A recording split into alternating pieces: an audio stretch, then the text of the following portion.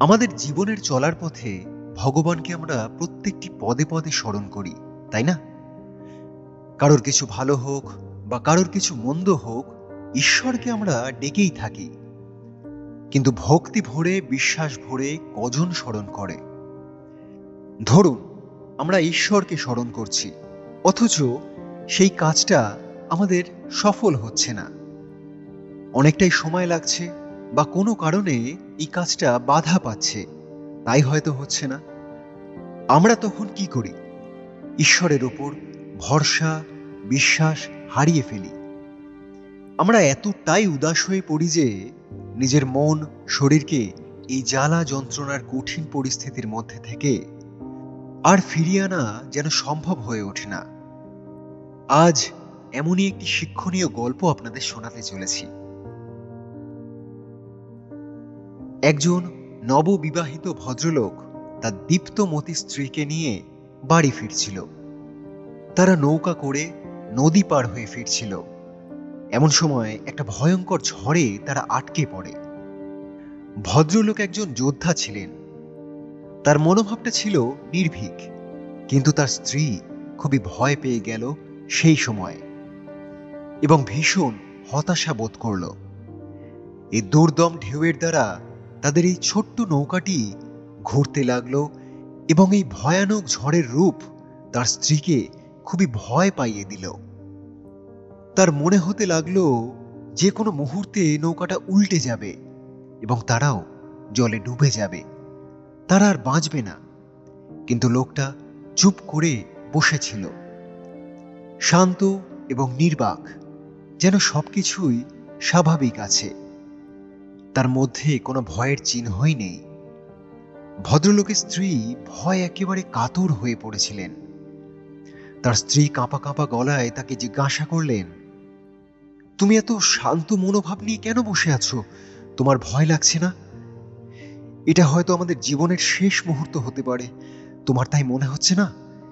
এটা সম্ভব যে আমরা নিরাপদভাবে নদীর তীরে পৌঁছাতে পারবো? এটা সম্ভব নয়। শুধু কোনো অলৌকিক ঘটনাই আমাদেরকে বাঁচাতে পারে, নয়তো আমাদের মৃত্যু নিশ্চিত। পরিস্থিতি দেখে তুমি কি একটুও চিন্তিত নও? তুমি কি পাগল, না অন্য কিছু? তুমি কি পাথর দিয়ে তৈরি, না অন্য কিছু? বলো, বলো। তার স্ত্রীর কথা শুনে লোকটি একটু হাসল এবং খাপ থেকে তার যুদ্ধের তরোয়ালটা বার করল। তার স্ত্রী আরো বেশি হতভম্ব এবং অবাক হয়ে তার দিকে চেয়ে রইল। সে ভাবছে তার স্বামী এখন কি করতে চলেছে। তারপর সেই ভদ্রলোক তলোয়ারটা তার স্ত্রীর গলার কাছে নিয়ে আসে, এতটাই কাছে যে সামান্য ফাঁক ছিল মাত্র। সেটা প্রায় গলায় ছুঁয়ে যাচ্ছিল। সে তার স্ত্রীকে জিজ্ঞাসা করল, তোমার কি ভয় লাগছে? হ্যাঁ, ভয় লাগছে না? তার স্ত্রী হেসে উঠল এবং বলল, আমি ভয় পাবো কেন? আমি জানি তুমি আমাকে ভালোবাসো। তুমি আমার কোনো ক্ষতি করতে পারো না, আমি জানি।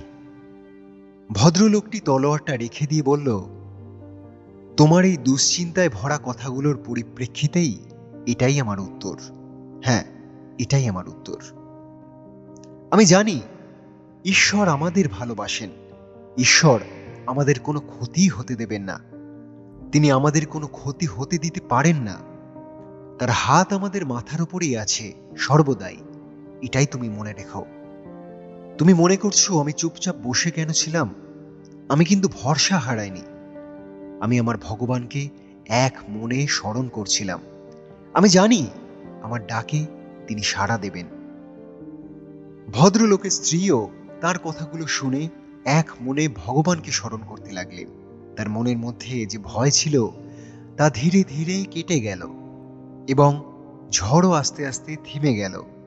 তারা সুস্থ ও স্বাভাবিক অবস্থায় তাদের গন্তব্যস্থলে ফিরে গেল। তাদের আর কোনো ক্ষতি হলো না। তাহলে বন্ধুরা, এই গল্পটি আমাদের কি শিক্ষা দিয়ে গেল? এই গল্পটি আমাদের এটাই শিক্ষা দিল যে জীবনে চলার পথে সত্যটা এটাই যে আমরা শুধুই শরীর, আমরা হলাম আত্মা, যার কোনো জন্ম এবং মৃত্যু হয় না। কিন্তু তাও আত্মা যা একমাত্র জিনিস যেটা সর্বত্রই আমাদের সাথে থাকে, কিন্তু তার বদলে আমরা অন্য সব কিছুকে আমাদের জীবনে খুব বেশি গুরুত্ব দিই, তাই না? আমাদের শেখা প্রয়োজন যে কি করে আমরা আধ্যাত্মিকভাবে আরো শক্তিশালী হয়ে উঠতে পারি, যাতে আমরা আমাদের জীবনকে আরো ভালো করে নিয়ন্ত্রণে আনতে পারি। এটাই একাগ্র কামনার দ্বারা ভগবানকে আপন মনে স্মরণ করলে সে সাড়া দেবেই। একটা কথা সবসময় মনে রাখবেন, তার হাত কিন্তু আমাদের মাথার উপরে সর্বদাই থাকে।